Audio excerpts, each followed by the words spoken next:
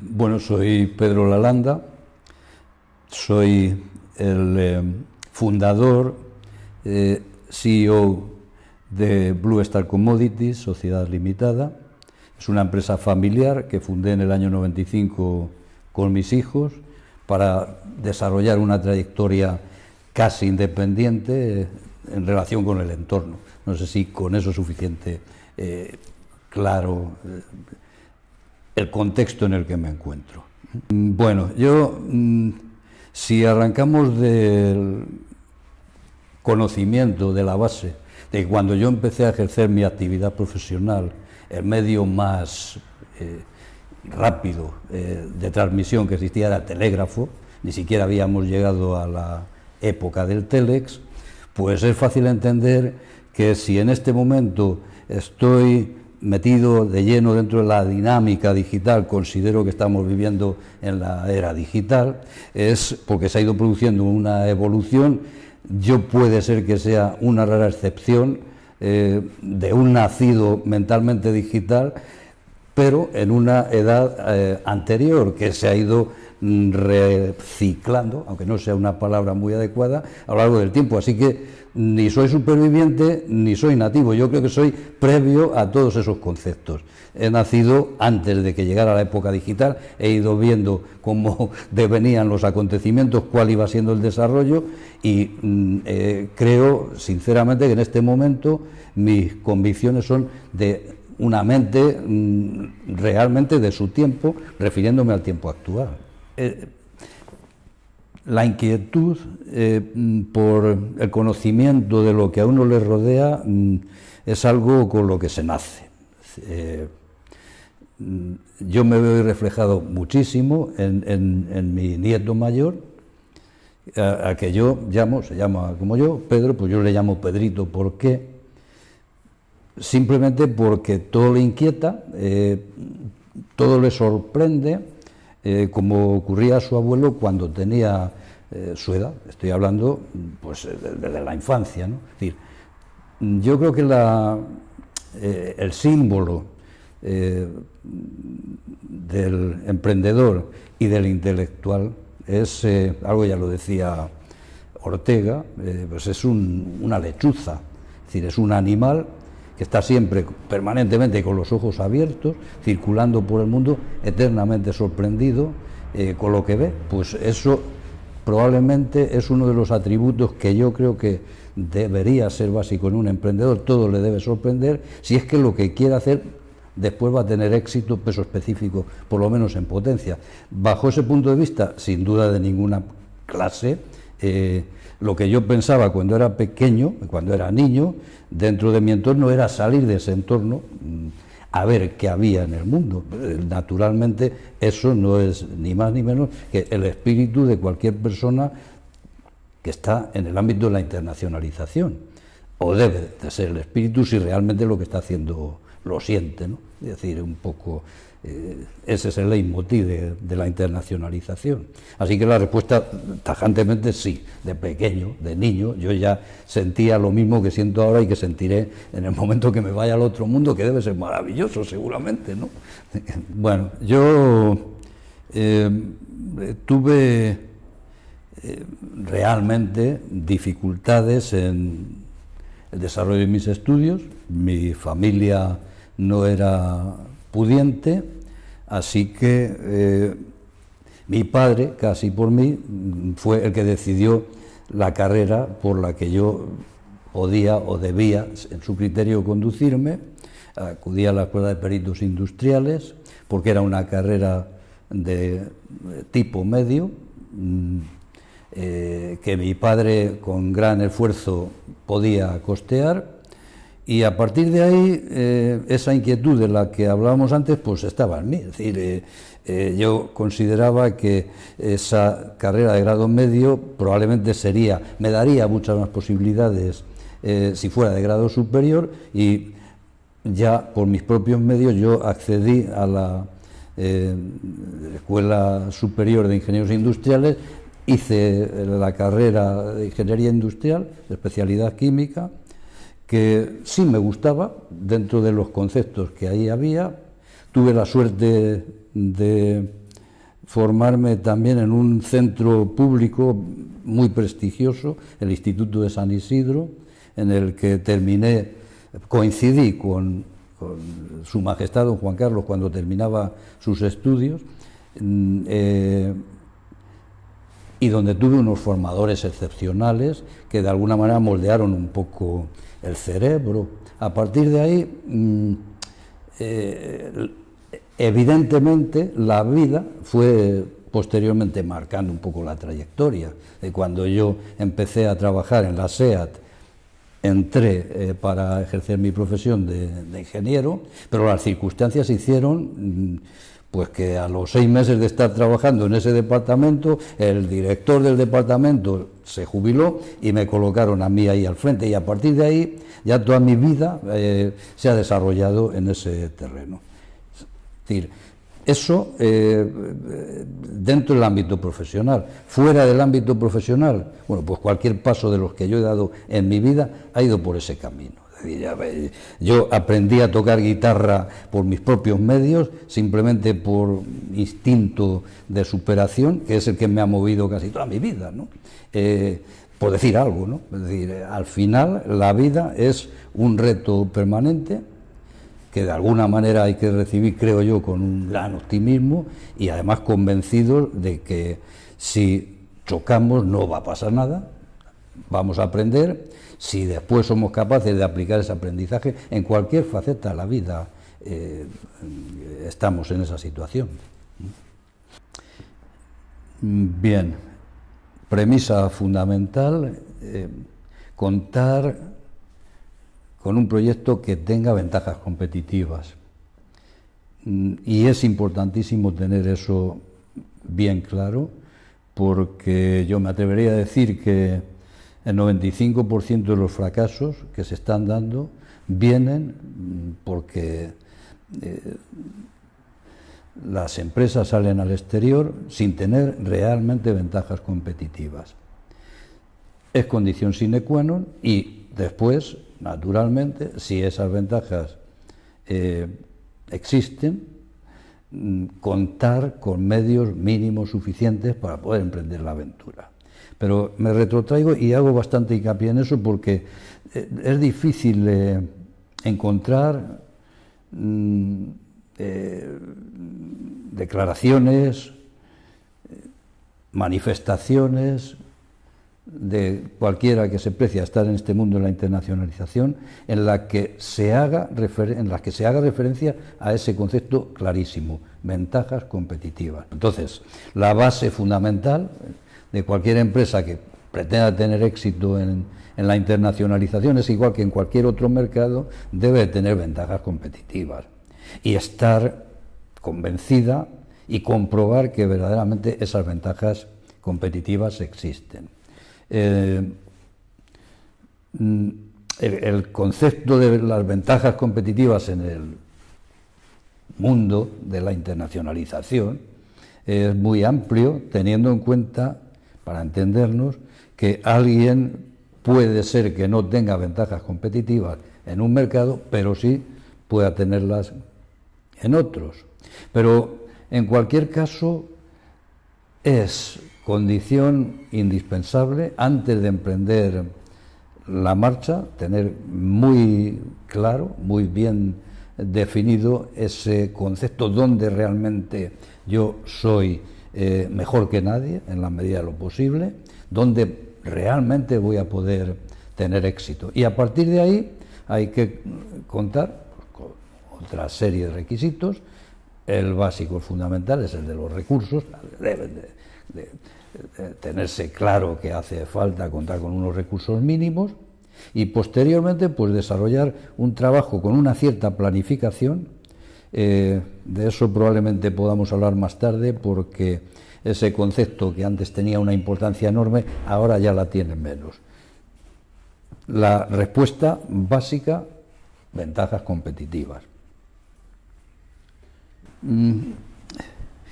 Yo, sin embargo, tengo que decir, en honor a la verdad, que en la experiencia que uno ha venido acumulando, sí existe iniciativa, es decir, más aún, Una de las características del empresario español es la iniciativa. No hay más que recorrer un poco las trayectorias de muchas empresas y justamente ahí es el punto donde radica uno de los males. Es decir, desafortunadamente, un empresario que está funcionando en el mercado con éxito, en el mercado propio, cuando ocurren determinadas circunstancias, algunas naturales, lógicas, una empresa en su evolución va creciendo y el mercado en el que está actuando se le queda pequeño y no tiene más remedio que salir, que sobrepasar los límites de ese mercado habitual. Cuando esos límites son la nación, estamos ya en el concepto de internacionalización. Es decir, eso es un, digamos, desarrollo natural de cualquier empresa, pero puede haber otros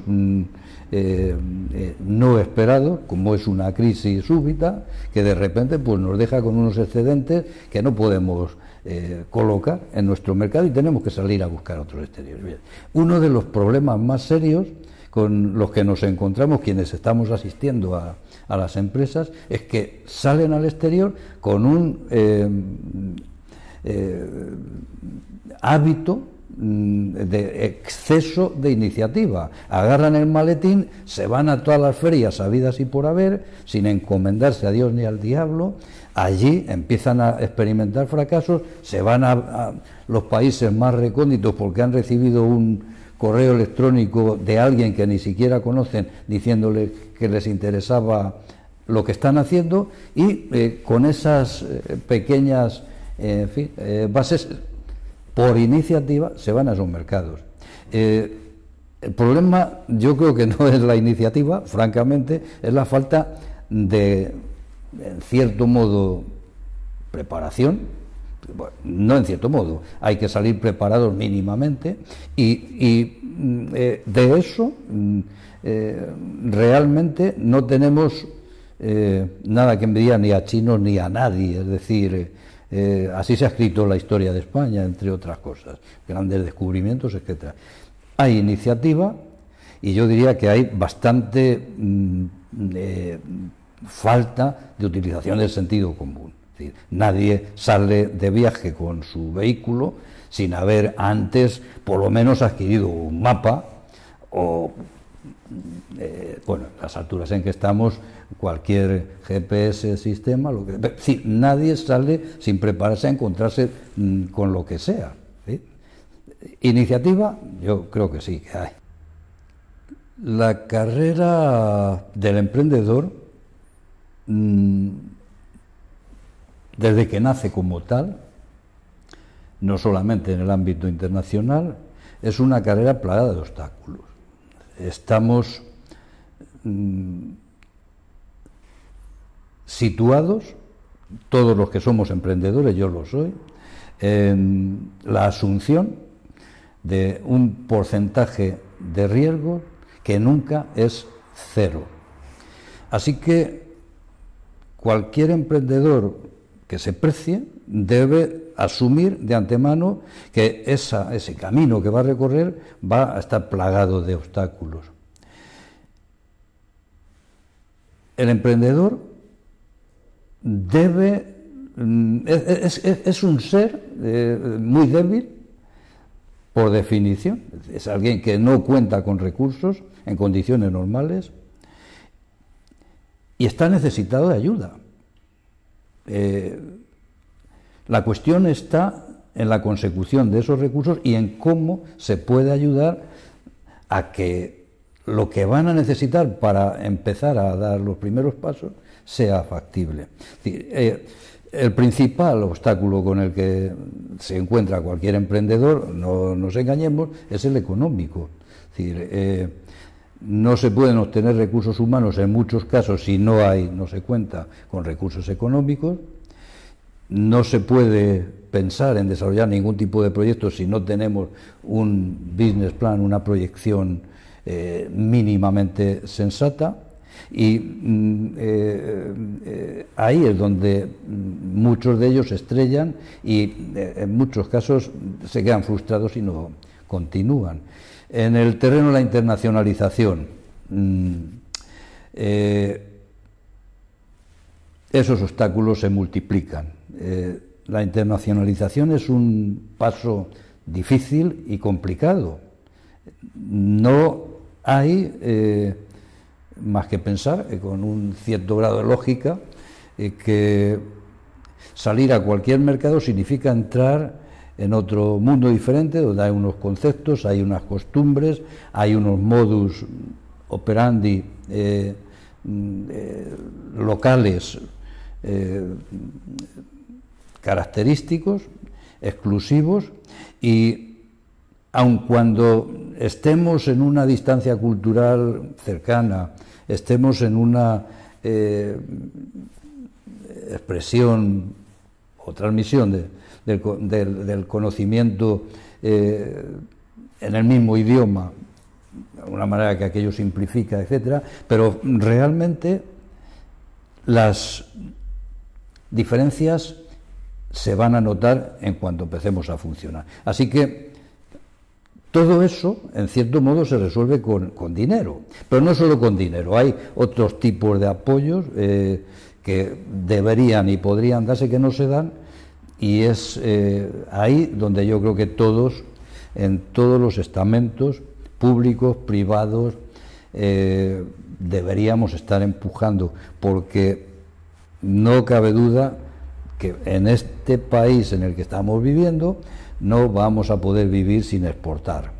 Es algo tan simple de entender que, en fin, debería todo el mundo concentrarse en ese aspecto y tratar de encontrar soluciones. Hay distintos campos, hay algo tan simple como es la formación. Por muy gran idea que pueda tener un muchacho, probablemente si no tiene formación suficiente para después desarrollarla, se va a estrellar. La formación es básica. Yo hablo ahora de formación no en cuanto a la formación de sus conocimientos técnicos de la actividad que esté desarrollando. Por supuesto que pensar en el campo de las nuevas tecnologías, por ejemplo, que se puede desarrollar cualquier proyecto si no se ha pasado por una escuela de ingeniería informática, por decir algo, no se ha pasado por una facultad de medicina si es un biólogo experto en biomedicina, etcétera. Ahora me estoy refiriendo al procedimiento, es decir, yo en un momento determinado, como emprendedor, tengo una idea, la inicio y quiero salir al exterior.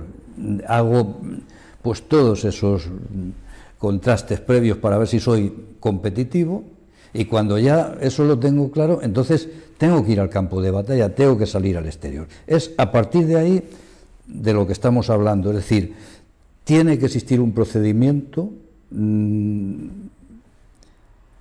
que le dé la formación suficiente a ese emprendedor para que sepa los elementos básicos que tiene que conocer para poder entrar en ese campo de batalla, en fin, con las herramientas adecuadas.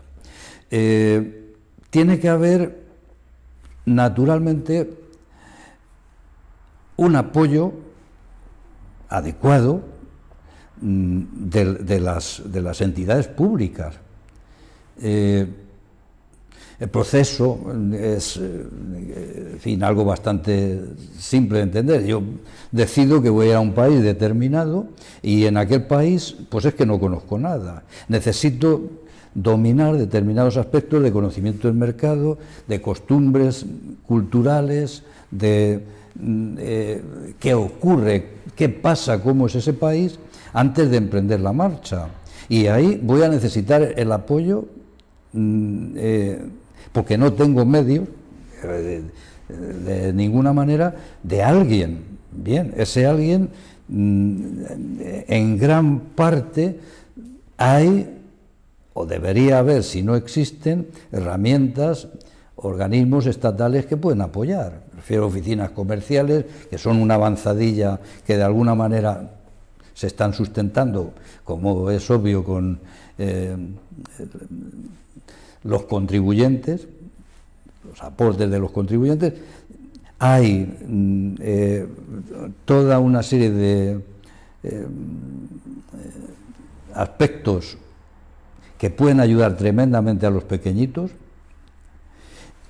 pero el principal, el primero, el fundamental, es el formativo. Hay que desarrollar programas que coloquen a esos soldados que salen al campo de batalla pues con sus armaduras, sus armas, etcétera. Formación, sin duda de ninguna clase, es el primer aspecto, saber dónde se van a meter, y después ayudas por parte de la administración en principio, pero también hay entidades de otro tipo que no son del Estado, que podrían contribuir, asociaciones, cámaras, incluso a nivel local, pues determinados departamentos, y debían dar, pienso yo, cierta prioridad a todo eso, ¿no?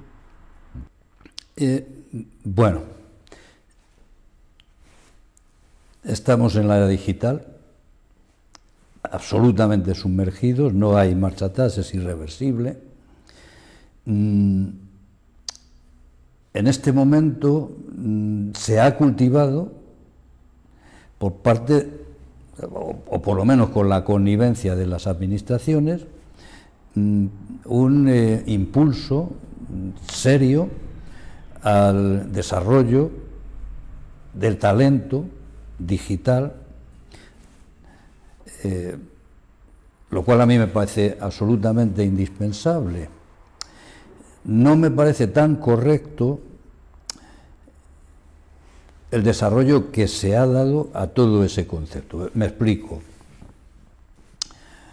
Yo me he encontrado en la práctica, en el ejercicio de mi profesión, con alguna empresa.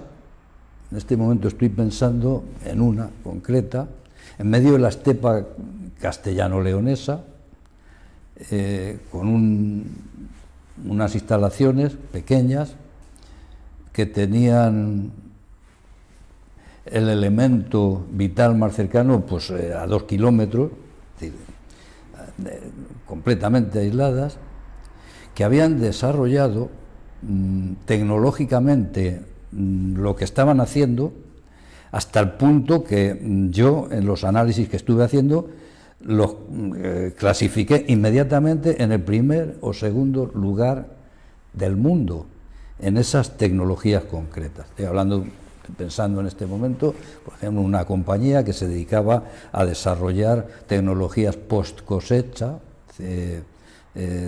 una vez que se recolectaban productos hortícolas, pues con sus máquinas se hacían selección, lavado, limpieza, clasificado de esas cosechas, zanahorias, patatas, etcétera, y estaban utilizando unas tecnologías que en ese momento eran, comprobado, las primeras del mundo.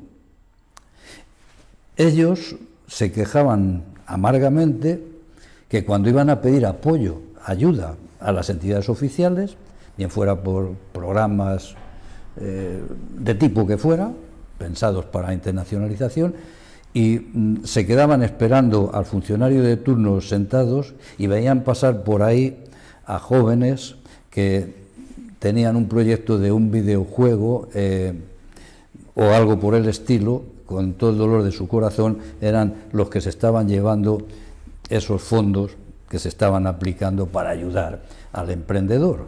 Es decir, no se ha sabido clarísimamente conducir la realidad del emprendimiento tecnológico, se ha equivocado completamente, y eso encima nos ha dado lugar a un retroceso, a un retraso en nuestro desarrollo industrial muy serio. En este momento la industria española, en ese tipo de bienes de alcance medio, que es en el que hemos sido verdaderamente importantes, está muy estancada porque no se les ha hecho caso. Se ha impulsado y se continúa impulsando el emprendimiento tecnológico hasta el punto que se considera tecnológico lo que está relacionado con el mundo digital como fin, en lugar de ser una herramienta como debería ser. Es decir, ahí tenemos a los israelíes que están dando unos ejemplos extraordinarios de lo que estoy diciendo, pues, pero aplicándose en ciencias de la vida, en ciencias del agua, en nanotecnología, es decir, en industrias avanzadas donde lo que piensan tiene después una aplicación como herramienta para desarrollar de una manera conveniente. Así que estamos en una situación digital que yo tengo la certeza que hay que reemprender, hay que, digo, bajo el punto de vista del emprendimiento, hay que reconducir, hay que, de alguna manera, nos tenemos que dar cuenta que tenemos unos talentos magníficos, porque esa es la realidad, hay una capacidad creativa muy seria, muy interesante, los muchachos están muy bien preparados, afortunadamente, y se trata de que a partir de ahí se reconduzcan todos estos conceptos. Es decir, la colaboración con la universidad, que es básica, es fundamental, casi no se está desarrollando. Todo lo que sea, en fin, I+D, prácticamente está metido ahí en guetos, los que todos estos emprendedores difícilmente pueden acceder. Así que por ahí van los tiros.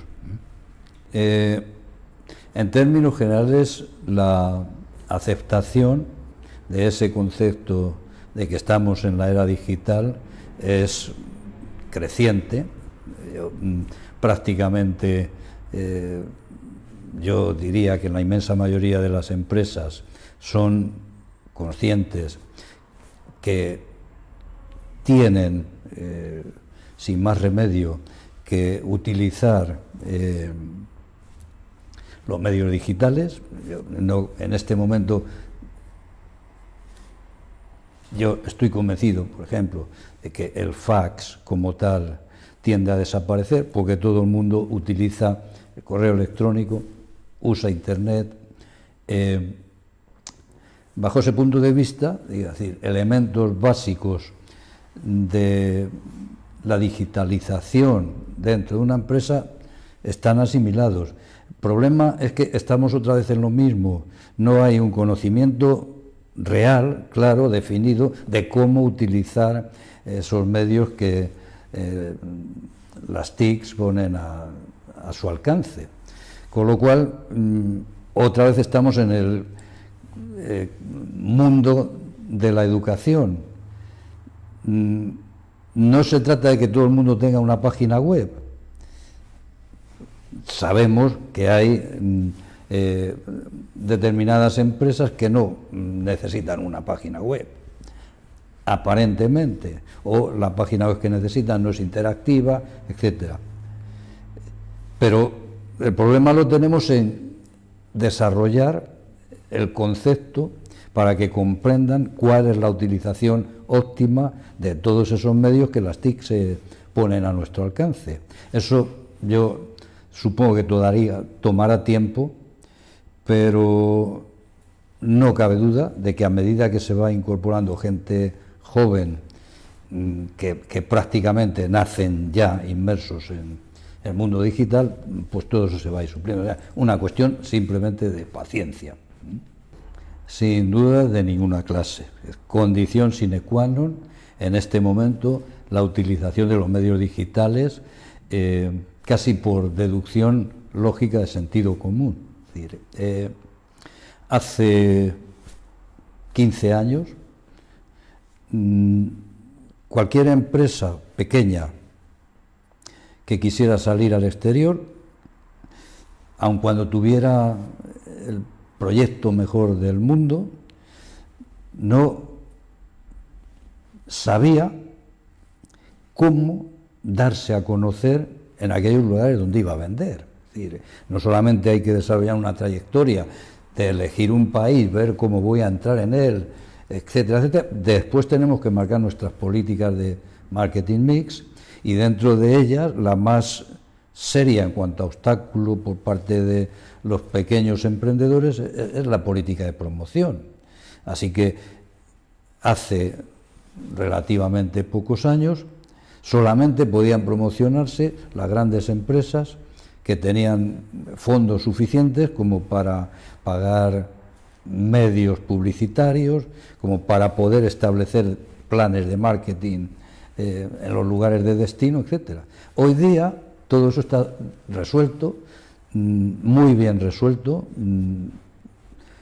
con los medios digitales. Por supuesto que en este momento el marketing en redes sociales, por ejemplo, pues está a la orden del día, es decir, y ya es lugar común de pequeñas y de grandes. Cualquier pequeño en Facebook, en Twitter, en LinkedIn puede competir maravillosamente bien, incluso muchas veces con ventaja con los grandes, que tienen que mantienen unas estructuras que no les permiten ser tan flexibles. Así que son elementos indispensables en este momento, impensables además para poder desarrollar cualquier proyecto que se precie, ¿de acuerdo? Es decir, no sé, por extensión, hay un fenómeno que viene produciéndose desde hace 15 años, que es el fenómeno de las Born Global. Son empresas que no es que nazcan, es que se conciben globalmente. Son proyectos que están pensados para empezar a funcionar probablemente en mercados que no tienen nada que ver con el propio. La única posibilidad que tienen de desarrollarse esas empresas, o digamos el trampolín básico para su desarrollo, son los medios digitales, con los que pueden llegar a cualquier lugar del mundo sin ningún tipo de problema. Y además ahí no cabe hacer distinción entre empresas con una actividad muy específica, muy reducida, o empresas con una actividad complicada, es sentido común. Hay muchas, es decir, en este momento, desde la comunicación a través de Internet, me da igual que sea escrita, hablada, es decir, yo todos los días sostengo videoconferencias pues con Colombia, con Italia, con Estados Unidos, República Dominicana, Japón, y en algunos casos con todos ellos a la vez, que yo no podría sostener de ninguna manera si no existieran Skype o medios similares que permiten esa comunicación. Es decir, eso en cuanto se refiere a los aspectos de la comunicación, pero es que después, en cuanto se refiere a desarrollo profesional, es impensable, ya no estamos en aquellos años que yo comentaba antes del telégrafo, tenemos unas ventajas impresionantes y tenemos que hacer uso de ellas, y uno llega a habituarse de tal manera que es imprescindible. Yo, en este momento, dentro de mi actividad, empecé hace 8 años a funcionar en LinkedIn, pero hace 3, por razones profesionales, empecé a funcionar en Twitter. Me están clasificando como uno de los influyentes, dentro de mi sector, nacionales. No puedo vivir sin todo eso, es decir, y sobre todo ya cuando llega un momento en que lo que uno hace es tratar de transmitir el conocimiento casi como leitmotiv, es impensable funcionar sin los medios digitales. Y yo ya sé que a una persona de 70 años, como yo tengo, no es muy fácil encontrar dentro de ese nivel esos conceptos, pero yo los tengo clarísimos. Es decir, imprescindible, impensable. Bien, es una cuestión. Yo no tengo una bolita de profecía, ni mucho menos, pero el desarrollo que en este momento se está llevando a cabo por culpa de las nuevas tecnologías es exponencial. Quiero decir, probablemente en ese lapso de tiempo, 8 años, a partir de ahora, va a ser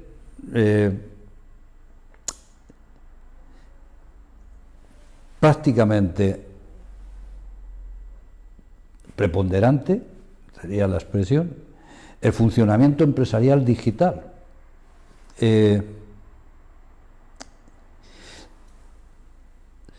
Probablemente los medios de comunicación físicos, me estoy refiriendo, me da igual que sean aéreos, terrestres, marítimos, se van a quedar en gran parte reducidos a uso de utilizaciones de placer a nivel personal y o de mercancías a nivel empresarial.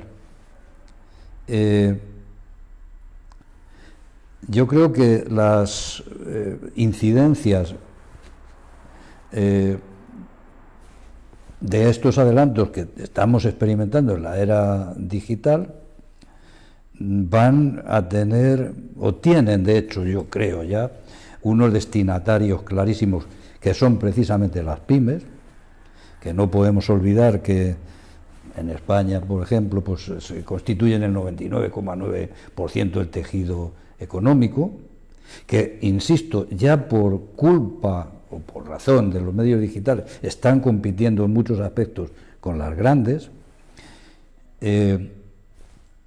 y van a servir para algo extraordinariamente importante dentro del ámbito de la internacionalización. Es decir, yo explico en algún máster y en algunos medios donde escribo, donde dejo un poco mis ideas, etcétera, que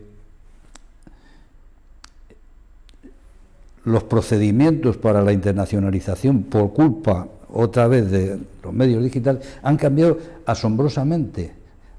Hace relativamente poco tiempo estaban utilizándose unas técnicas basadas en teorías de los años 70, teorías gradualistas. Bueno, no voy a entrar aquí en academicismos, pero eso en el momento, en la actualidad, está ya obsoleto. Hay procedimientos para no tener que esperar una preparación para una empresa de 2 años, como venía ocurriendo, hasta que puede salir al exterior. Hay teorías ya muy experimentadas, pero tremendamente avanzadas, basadas en los medios digitales, en las TICs, que permiten que no solamente estas empresas que nacen ya globales, que ya empiezan a ser una interesante, si no mayoría, cantidad, ya con unos porcentajes elevados, pero estamos asistiendo ya a formas, a fórmulas, teorías como effectuation, que no hace falta estar 2 años esperando a preparar un programa, un plan de internacionalización, que en cuestión de 2 o 3 meses ya las empresas pueden estar funcionando, que se basan en las personas más que en otros aspectos de la empresa, que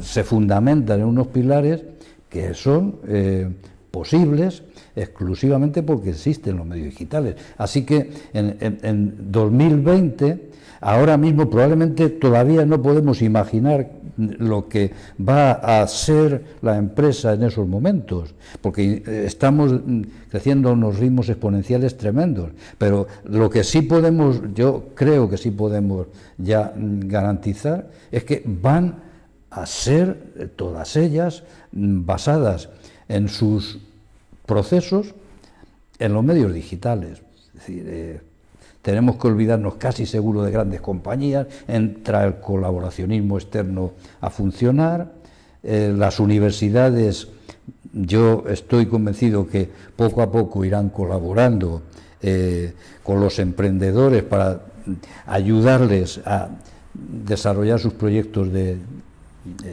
I+D.